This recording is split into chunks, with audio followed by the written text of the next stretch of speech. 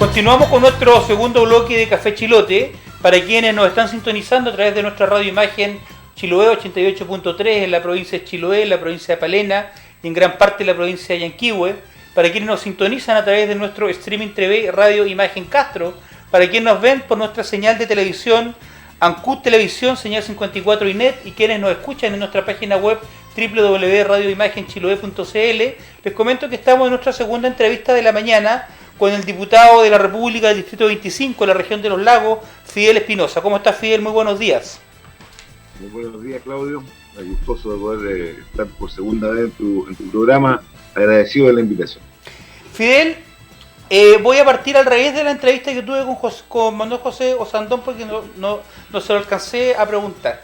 Pero de una u otra manera, la noticia ayer fue rotunda. Muchos hablaban incluso de un pseudo golpe de Estado. Esto que manifestó el presidente Piñera, que anunciaba nombrar una comisión para regular la admisibilidad de los proyectos, de los proyectos en el Congreso, digamos. ¿Tú no tienes la sensación de que eso es como tratar de inmiscuirse en otros poderes del Estado? Es como si el poder legislativo quisiera instalar al ministro del Interior. O dando un ejemplo más concreto, es como si el Congreso, como uno de los poderes del Estado, pretendiera inmiscuirse, por ejemplo, en las resoluciones judiciales de los tribunales de justicia. Porque eso sería que un poder del Estado pretenda inmiscuirse en otro. Yo creo que el error, una vez más, el error en plena pandemia del presidente Piñera se ve graficado en su incontinencia que tiene él, el de pretender todos los días acaparar la opinión pública y comete errores tras errores. De hecho, este ha sido algo que ha sido incluso criticado por el actual presidente de la Cámara de Diputados, que es su correligionario Diego Paulsen, quien ha dicho que los únicos que tienen atribuciones para declarar la admisibilidad o inadmisibilidad de un proyecto de ley son los propios parlamentarios. De hecho, a mí muchas veces como presidente de la Cámara, Claudio, me tocó como mesa cuando se presentaban proyectos que eran a todas luces inconstitucionales, me tocó muchas veces llevar a votación eso dentro de la sala para ver si tenía la posibilidad de discutirse o no. Entonces lo que hace ayer el presidente con esto es pretender coartar o inmiscuirse directamente, ¿no es cierto?, en otro poder del Estado, tratar de imponerse sobre el Congreso, y obviamente eso ha tenido un repudio generalizado de ambas cámaras, y solamente han sido los típicos parlamentarios que le dicen que a todo que sí al presidente, que ha salido defendiendo una posición que a todas luces es antidemocrática. Los poderes del Estado tienen el derecho, obviamente, de discutir proyectos de ley, y el presidente, si considera que uno de esos proyectos de ley es inconstitucional, puede recurrir, no solo el presidente, también un parlamentario, al Tribunal Constitucional, que es el que dirime finalmente. Claro.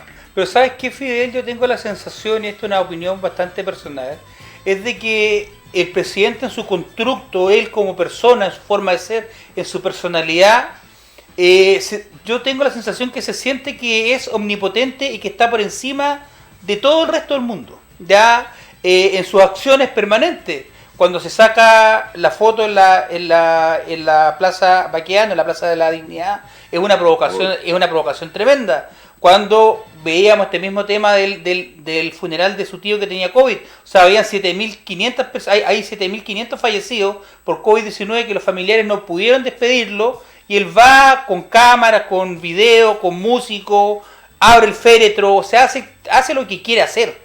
Ya después va y se salta y quiere inmiscuirse sobre otro poder del Estado, y te puedo nombrar 10.000 acciones que rayan en una frescura en este tema, como de querer siempre pasarse la línea de lo que corresponde. Yo tengo la sensación que el presidente Piñera tiene la sensación interna de que él tiene un control absoluto sobre la sociedad, y que él tiene acciones dentro del país que hacen que él pueda hacer y deshacer saltándose todo tipo de normas, saltándose todo tipo de poder del Estado. Yo tengo esa mirada porque no puedo evaluarlo de otra forma, digamos. Sí.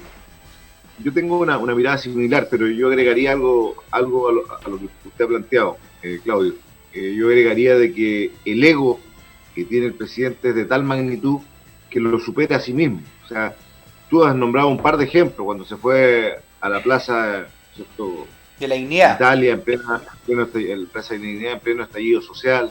Yo recuerdo la imagen cuando llega a Estados Unidos a ver a Donald Trump y muestra una bandera de Estados Unidos y en una esquina la bandera chilena. Recuerdo yo que pasamos una vergüenza internacional.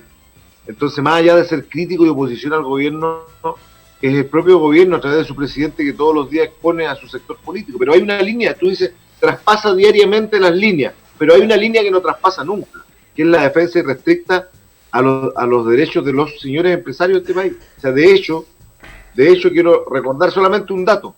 La semana pasada se votó en la Cámara de Diputados y el par de horas estaba promulgado un proyecto de ley que lo que busca es sancionar con cárcel, no sé si lo dijiste, sí, a quienes contagiados con COVID. Yo no estoy en contra, lo que estoy diciendo es la premura de cómo salió esa ley de rápido.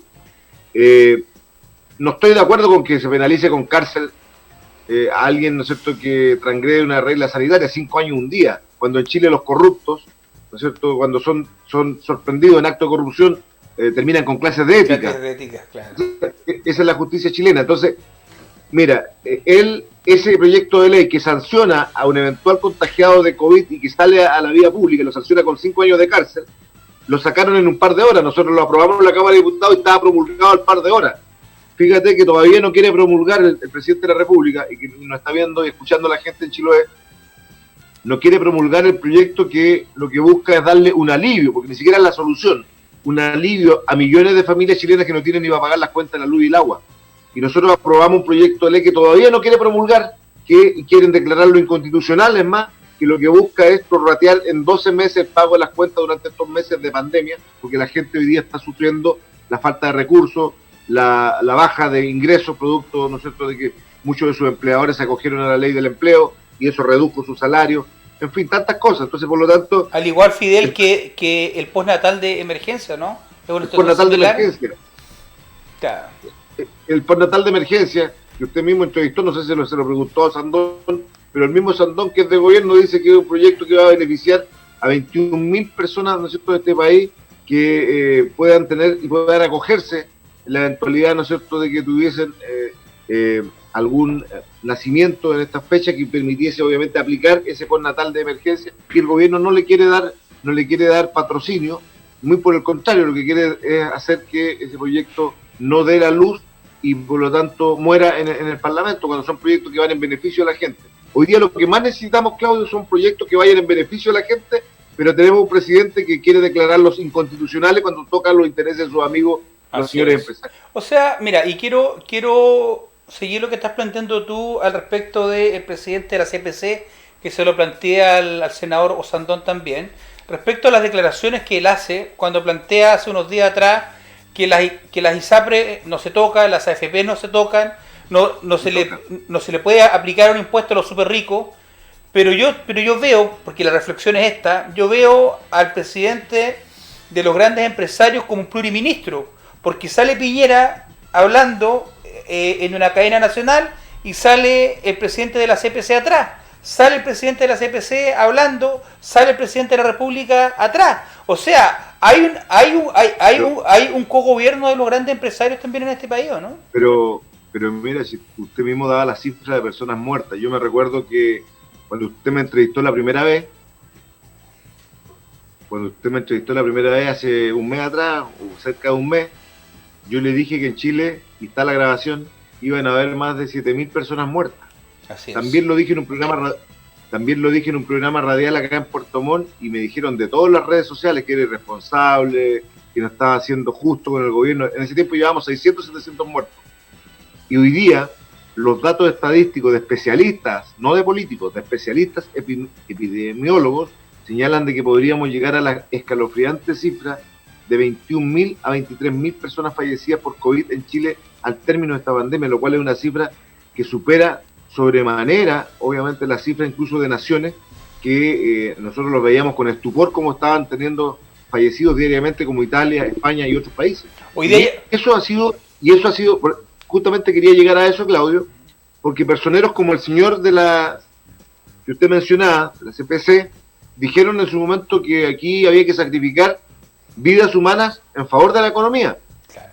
O hubo otros personeros, como el mismo representante de la OMC en Chile, ¿no es cierto?, que señaló en su momento, de manera muy responsable, y todavía sigue siendo, eso es lo que no entiendo, sigue siendo representante de la Organización Mundial de la Salud en Chile, cuando dijo en marzo que era muy difícil que el coronavirus llegara a Chile. Después dijo que todas las medidas que estaba adoptando el gobierno eran las correctas.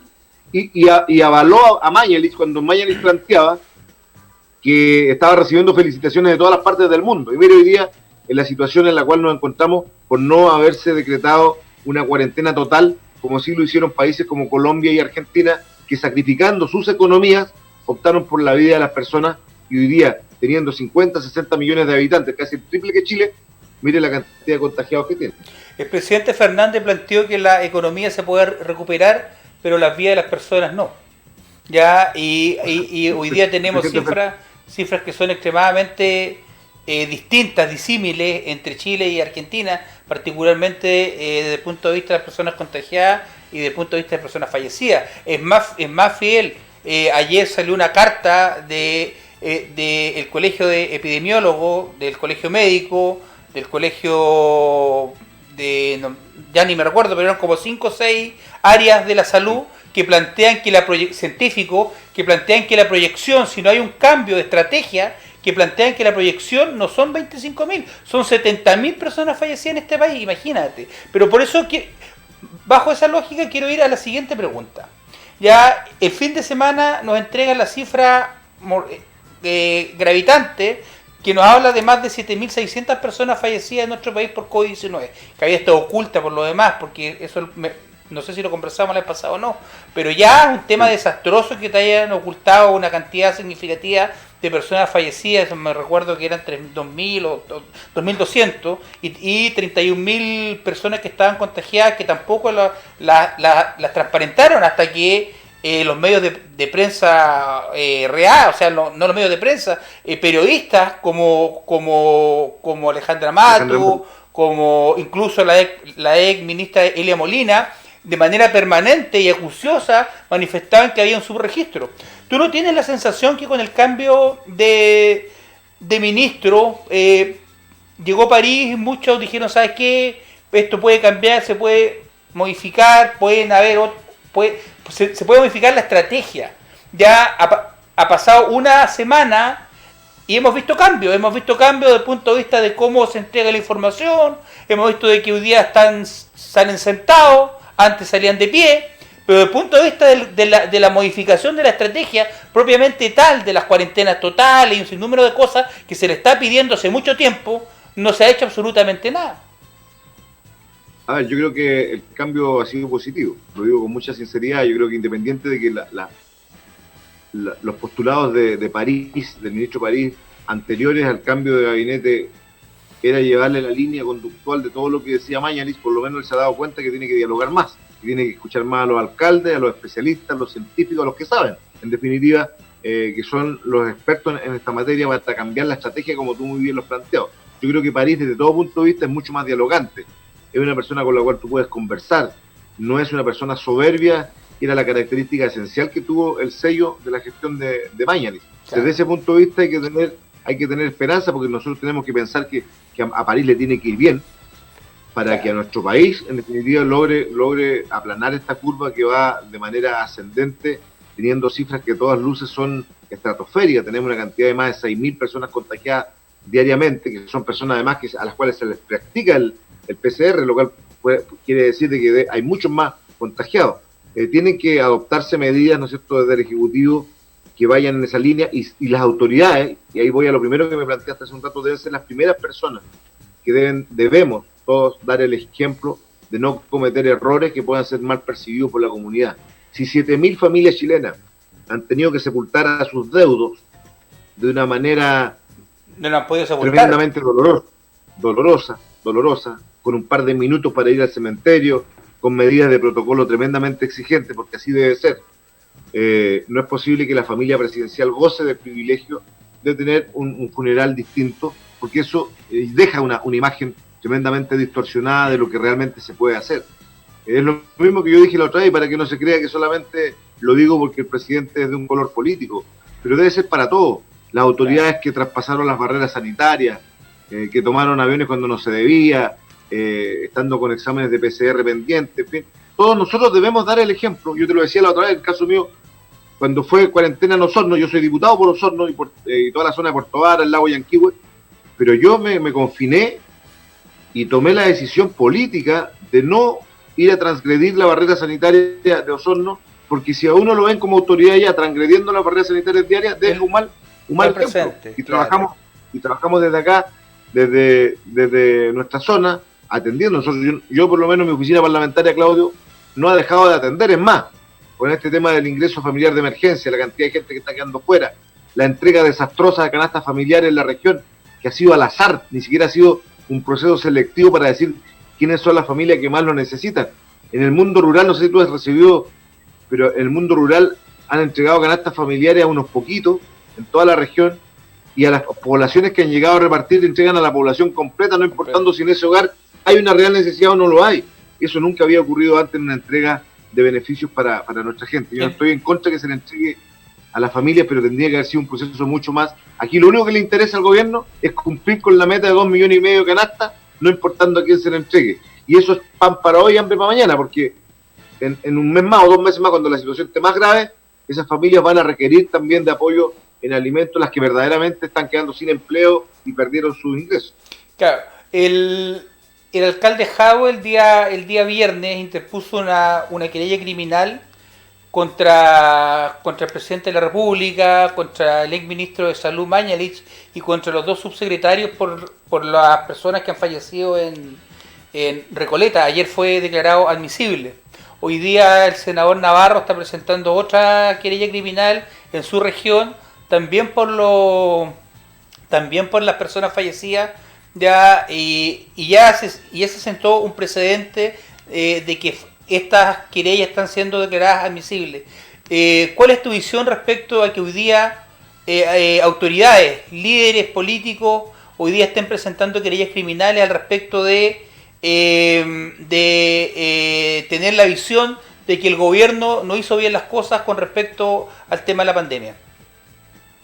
Ayer el propio diputado Gabriel Asensio presentó también una acción por lo que ocurrió en el funeral, claro, de la familia del presidente. Pero mira, ¿sabes qué? Voy a decir algo que es políticamente incorrecto, pero a mí me gusta, como tú me conoces, decir las cosas de frente, aunque a algunos les moleste.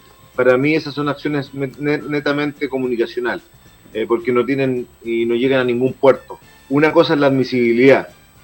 Una presentación de esta característica tendría que tener errores en su presentación que lo hagan inadmisible, pero el 90% de las presentaciones son admisibles. Entonces la gente muchas veces tiende a pensar y a creer, se declaró admisible, esto va a llegar hasta el final. Yo te puedo asegurar que en 3-4 meses más podría entrevistarme y vamos a tener que estas querellas no llegaron a ningún puerto. Lo que tiene que ocurrir con la clase política que transgrede la Constitución es acusarlo constitucionalmente como corresponde. Yo creo que aquí hay un exministro, que cumple todos los requisitos, como Mañalich, para ser acusado constitucionalmente, porque puso en riesgo la salud de la población chilena, porque ocultó cifras de personas fallecidas. Me recuerdo yo, cuando fue el terremoto del 2010, qué nos dijeron y qué no le dijeron a la presidenta Bachelet entonces, porque supuestamente, ¿no es cierto?, un error de ella había ocasionado la muerte de personas por el tsunami, cuando fue un error, todos sabemos, ¿no es cierto?, de una institución netamente encargada de velar justamente por entregar información fidedigna, claro, que fue la que falló y la que erró. Dijeron de todo por la presidenta. Aquí se han, esas cifras de fallecidos por el terremoto, que fue un fenómeno de la naturaleza, se han multiplicado por 12, por 15, y ha sido porque le mintieron a los chilenos, nos dijeron que estábamos preparados en marzo para enfrentar la epidemia. El ministro Maña les dijo que había que volver a la normalidad, que había que volver a clase, que había que abrir los centros comerciales. El alcalde de Las Condes, que se jacta de tener minutos en la televisión todos los días, Joaquín Lavín, le faltó cantar el himno nacional cuando abrió la Pumanque, lo tuvo que cerrar en 24 horas cuando se dio cuenta el error que había cometido. Entonces, la verdad que cuando uno empieza a hacer un análisis de este tipo, uno entiende, por más que le estén blindando a Mañalich, que Mañalich reúne todos los requisitos, incluso más que otras acusaciones constitucionales para ser acusado constitucionalmente. Es el castigo político, para que la gente lo sepa, Claudio, el castigo político que tiene un político es perder sus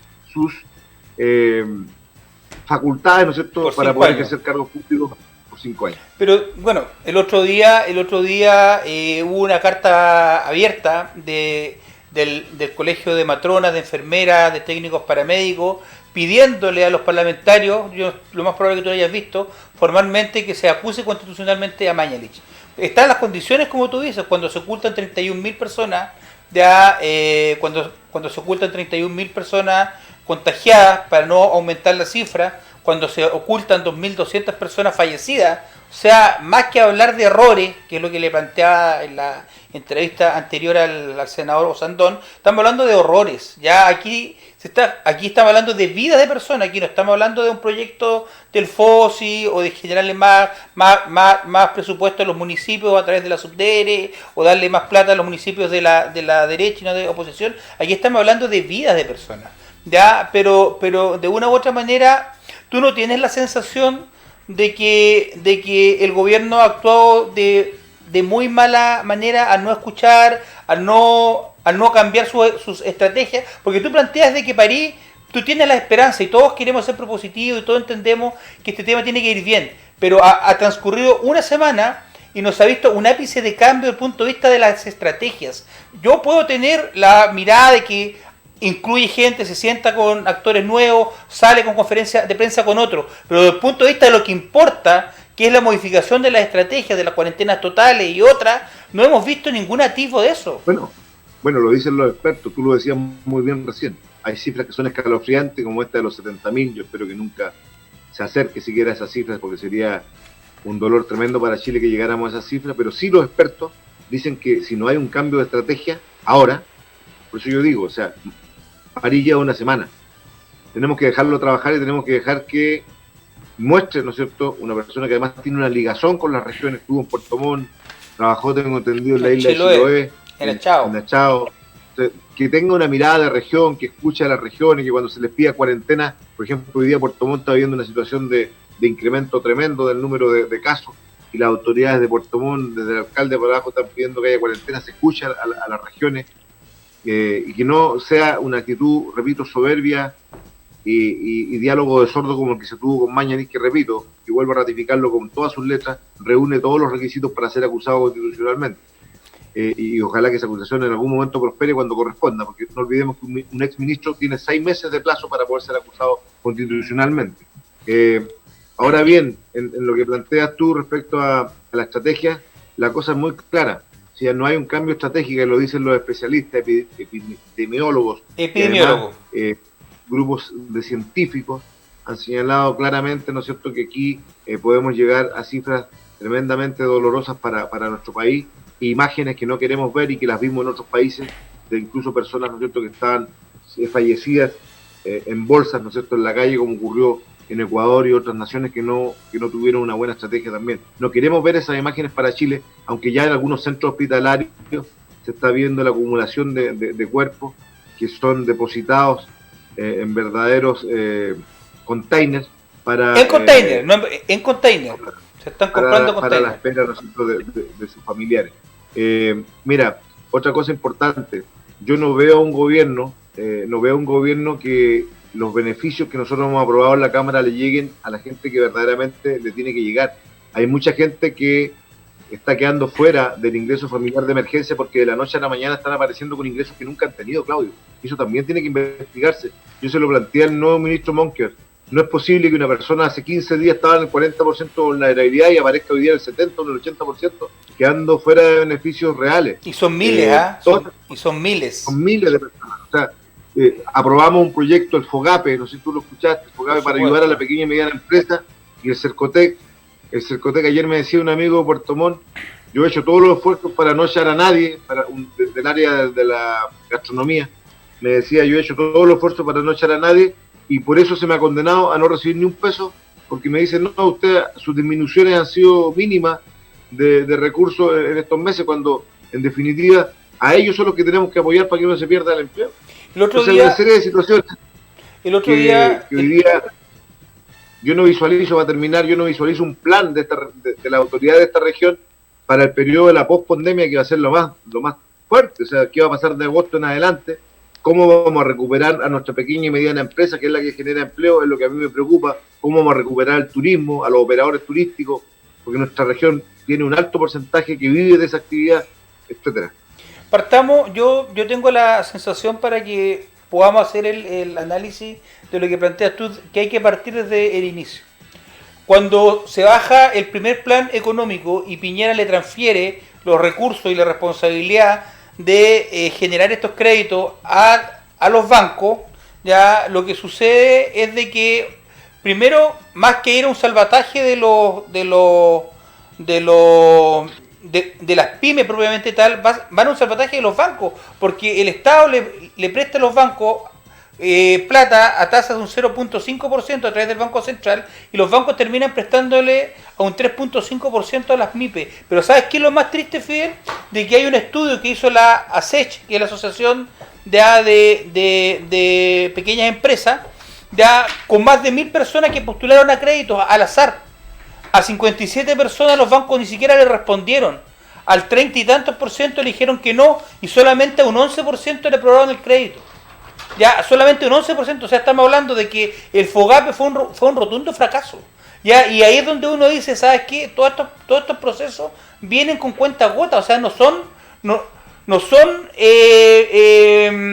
instancias que vayan al músculo de la necesidad de las personas. Si hoy día nosotros lo que necesitamos y lo que nos están diciendo hace 3 meses todos los especialistas es cuarentena total, ¿por qué no se baja una propuesta en donde se financie ya mensualmente un sueldo o un bono ético a todas las personas para generar una cuarentena total y no cuarentena a media?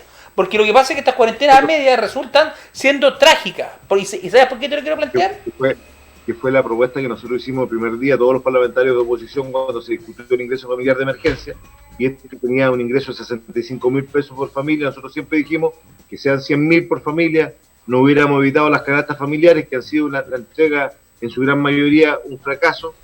No hubiéramos evitado una serie de otros inconvenientes y una discusión de un segundo proyecto de ingreso familiar de emergencia 2.0, que fue para mejorar en este acuerdo nacional que hubo, al cual nosotros nos adquirimos ese acuerdo, porque estamos pensando en la familia. Estamos viendo que tenemos miles de familias en Chile y nuestra región que hoy día están con carencias reales hasta de calefacción. Yo lo decía ayer en una entrevista en un medio nacional, yo le decía, en el sur no es solamente la comida, es también la calefacción, porque la gente para comprar una vara o un metro de leña, tiene que tener recursos frescos en el día a día, y eso también está fallando. Nosotros acá hemos hecho campañas con grupos de amigos que trabajamos para ir a ayudar a familias más desposeídas, y ojalá todos los parlamentarios hicieran, sin el ánimo de merecer a otros, pero no solamente aparecieran en las cuentas de Twitter, no solamente aparecieran en los Facebook, sino que además aportaron, metieron la mano al bolsillo, porque este es el momento de ayudar. Yo por lo menos, yo no voy a dar a conocer todo lo que he apoyado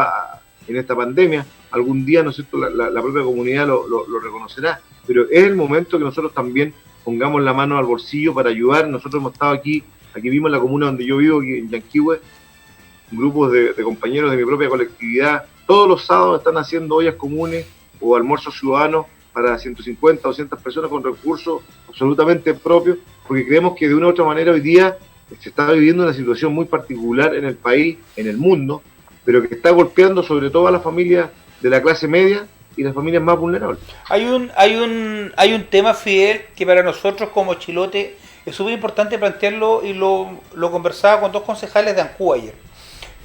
Resulta que tiene que ver con este cambio. Cuando hablamos de cambio de estrategia, ya cambiamos al ministro, pero cambiamos el nombre y no cambiamos los procesos. Chiloé hoy día, hace 3 meses se luchó mucho, los alcaldes, el Colegio Médico, la FENAT, la FEMPRU, todos los dirigentes sociales, para lograr colocar una barrera sanitaria, un cordón sanitario en Chacao. Hasta ahí todo bien, muy importante, pero después el lobby de la industria salmonera, ya con el intendente, fueron flexibilizando esta barrera sanitaria y fue entrando mucha gente con mucha más facilidad, algo que lo hemos denunciado abiertamente con nombre y apellido. ¿Ya? Pero ¿sabes qué es lo que preocupa hoy día, Fidel? Es de que están decretando obras críticas en Chiloé que pueden ser muy complicadas. Porque el otro día decretaron una obra crítica a una empresa, Transelec, que es una empresa que tiene conectividad digital o algo por el estilo, que está un proyecto que se está haciendo en Ancud, entraron 25 trabajadores de Santiago y resultaron 15 contagiados. En un proyecto que no tiene ninguna necesidad de poder empezarse al tiro. ¿Por qué? Porque se proyecta que su inicio parte al 2025-2030. O sea, ¿cuál es el apuro? ¿Cuál es la intención de poder hacer? Porque y tú ya lo sabes, cuando se decreta una hora crítica, no es necesario que ni siquiera hagan cuarentena. La gente llega y entra. Pero ¿sabes qué es lo grave? Que ahora quieren abrir la reconstrucción o la reapertura de la construcción de los hospitales de Ancud y de Quillón. Esos dos hospitales están construidos en un 100%, las obras civiles, la obra gruesa. Lo que viene ahora es la construcción interna, toda la construcción más técnica, digamos, gases clínicos y todo lo que tiene que ver con eso. Son puras empresas subcontratistas, 100% de afuera. Toda esa gente viene de Santiago. En Ancud, que es una zona que está crítica, van a llegar 700 trabajadores que vienen de Santiago, Concepción, sin ningún tipo de medida, porque no están las condiciones humanas ni técnicas. Porque si con 25 personas tienes 15 personas contagiadas, imagínate que ingresen 700 personas y nadie dice nada. El intendente promueve que se apuren esas obras. Yo no entiendo qué puede reactivar la economía en qué si no le das trabajo a ninguna persona en el territorio. En primer lugar. En segundo lugar, ¿qué cuesta esperar 2 meses y que esta obra parta en septiembre, en octubre? Yo estoy plenamente de acuerdo que esas obras de los hospitales, porque yo igual tengo el mismo problema en mi distrito. Tengo 2 hospitales que están absolutamente paralizados, que son el hospital de Puerto Octay y el hospital de Río Negro. Se reactiven, pero claramente es lo que tú dices, o sea, no podemos esperar que hoy día vengan, porque las personas que están llegando de Santiago están provocando mayor cantidad de contagios, nos duele decirlo, es así. O sea, de hecho, claro, en la cárcel de Puerto Montt comienza el primer foco de Puerto Montt grande, cuando de los 12 reos que trasladaron de centros penitenciarios de Santiago, 8 venían contagiados y no le hicieron el PCR. O sea, yo le digo a usted, Claudio, en cualquier otro lugar del mundo, claro, un director de gendarmería y un sanitario se va al otro día. O sea, es una medida que puso en riesgo a 250 funcionarios de gendarmería y también a la población penitenciaria, que también tiene derecho a tener, ¿no es cierto?, los cuidados de salud pertinentes al interior de una cárcel.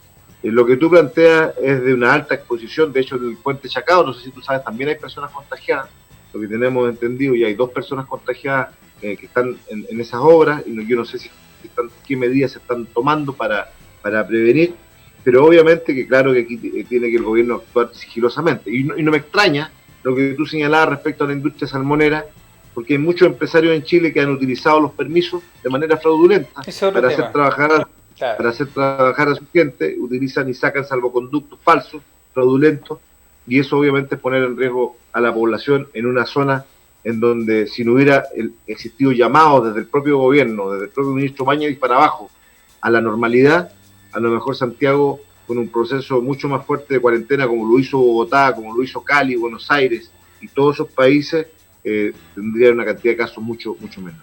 Claro. Yo tengo la sensación que ese es un gran problema que los chilotes tenemos hoy día. Es un gran miedo, es una gran preocupación, pero tampoco veo ocupación desde el punto de vista de las autoridades, porque yo siento que les da lo mismo, porque a nadie lo escucho preocupado de que ingresen 700 personas a trabajar al hospital de Ancud. O sea, yo no veo ninguna...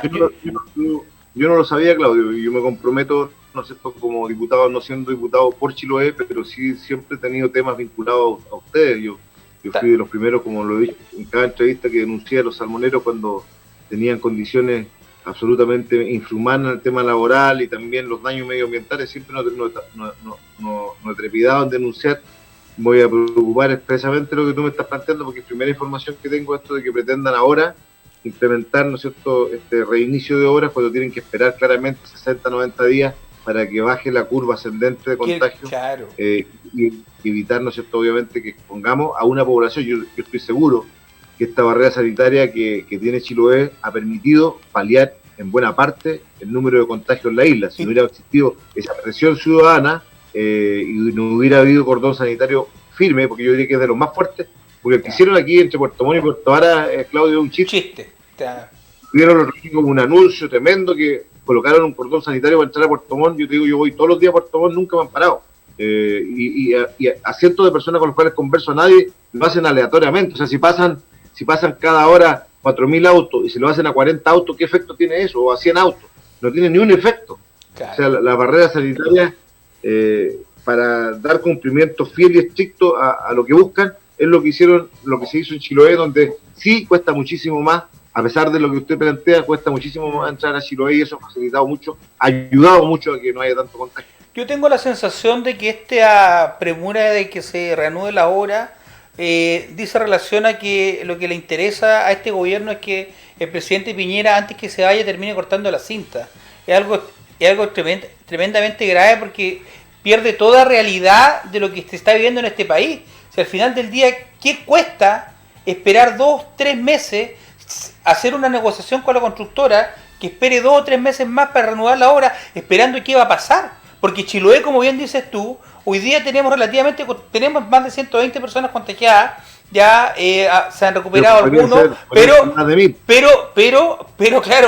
como por nuestra condición de isla nos hace poder tener una defensa especial, también nos hace tener una debilidad importante en la eventualidad que entren más de 1.000 personas de fuera. Y cuando son obras críticas, ni siquiera tienen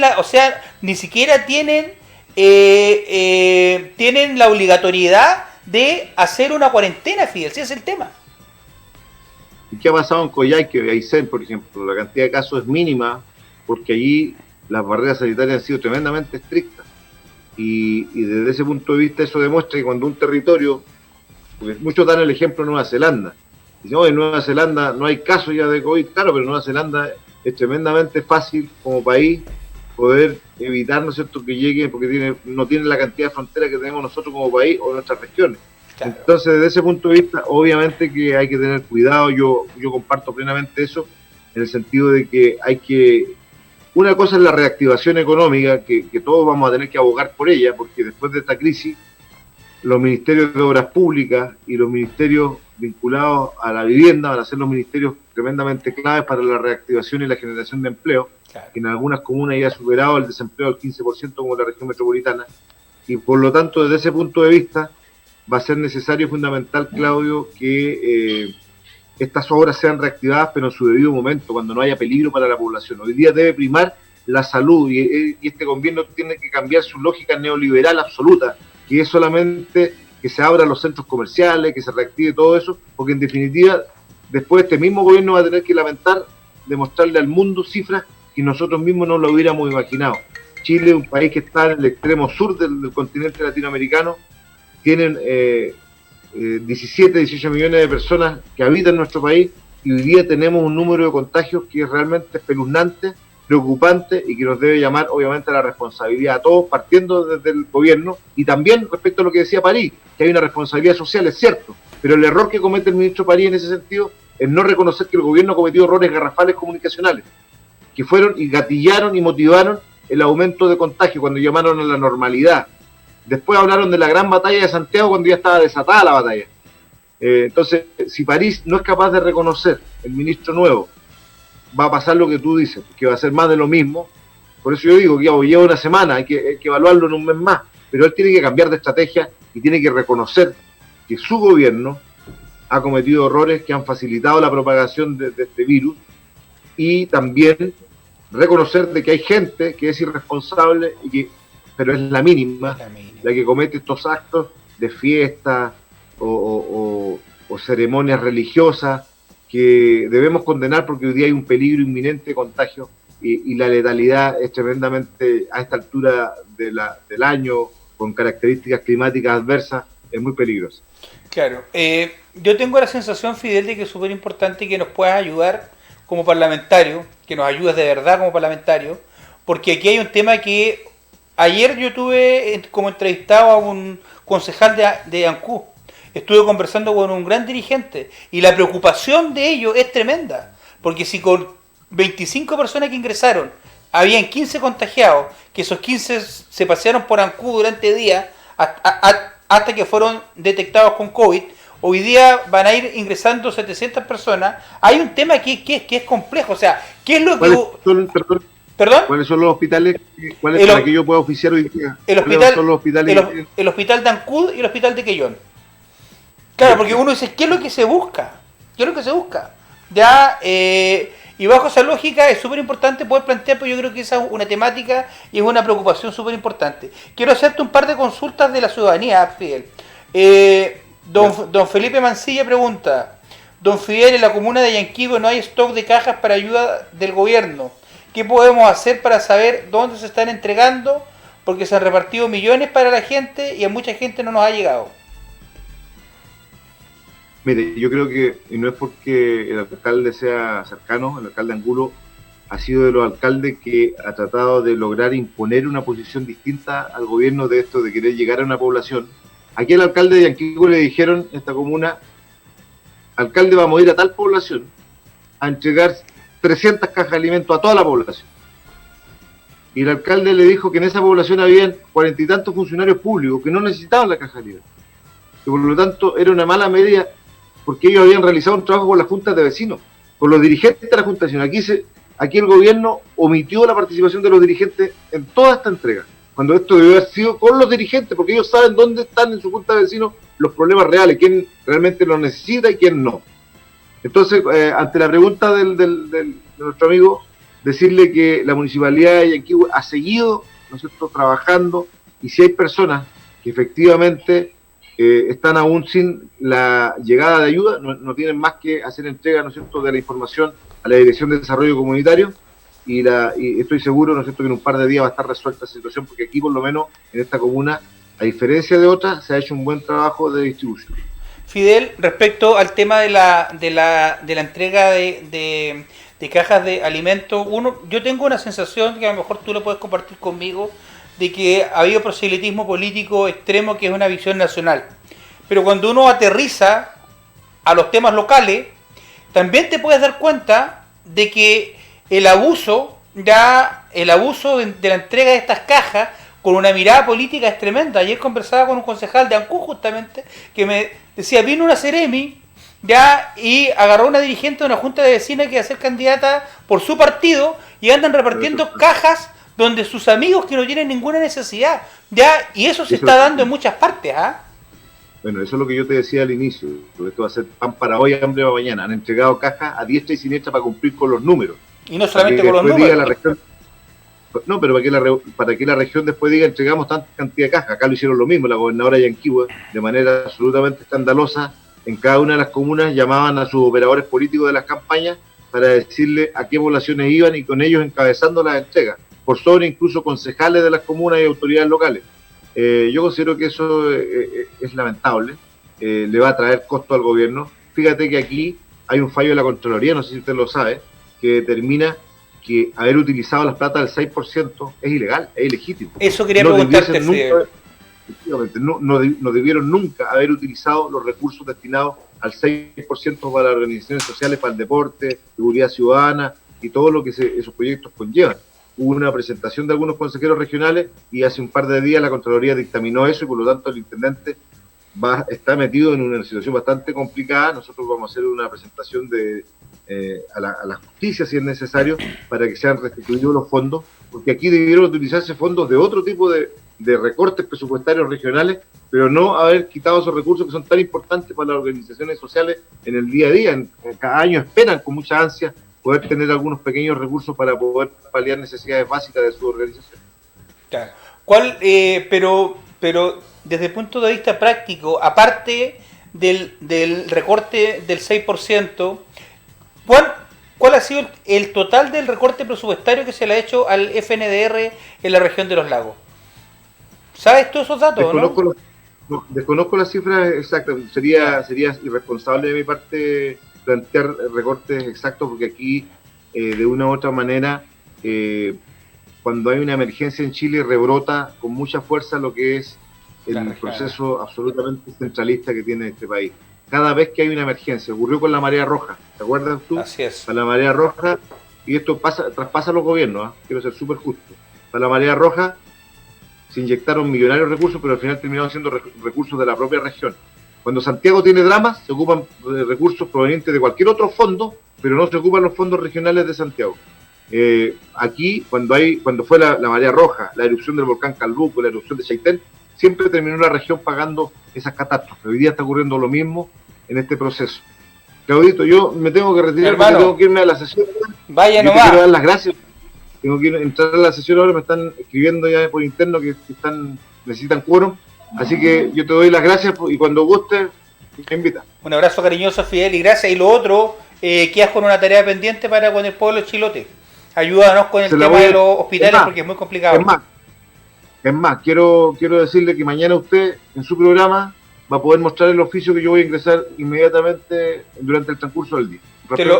Te lo agradecemos en el alma porque hay una... Si no lo hago, tiene el deber usted de decirlo. Va a tener las penas del infierno porque la gente en Ancú, recién me estaba llamando un concejal, Eduardo Delgado, que está muy preocupado por el tema que ayer se planteó. Es más, al parecer habrían tomado un acuerdo, la misma municipalidad de Ancú, de ellos presentar un reclamo a la Contraloría, o no sé a qué ente, pero hay una preocupación generalizada, hay miedo.